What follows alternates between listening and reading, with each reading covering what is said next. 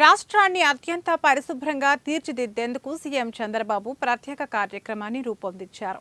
ప్రతి నెల 3వ శనివారం స్వచ్ఛ ఆంధ్ర స్వచ్ఛ దివాస్ పేరుతో రాష్ట్రంలోని వీధులు, పరిసర ప్రాంతాలను శుభ్రం చేసే దిశగా ప్రతి ఒక్కరూ ముందుకు రావాలని పిలుపునిచ్చారు.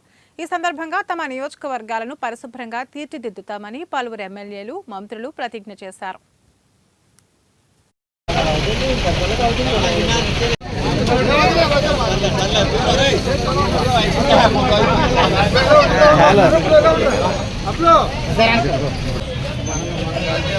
స్వచ్ఛాంధ్ర తరపున మన ఆంధ్రప్రదేశ్ రాష్ట్రం పరిశుభ్రంగా తయారు చేయడమే లక్ష్యంగా మన గౌరవ ముఖ్యమంత్రి చంద్రబాబు నాయుడు గారు దృఢమైన కడపలో ఉన్న మైదుగూరులో ఉన్న చంద్రబాబు నాయుడు గారికి వినిపించేలాగా మీరందరూ చెప్పాలని కోరుకుంటూ స్వచ్ఛాంధ్ర ప్రతిజ్ఞ.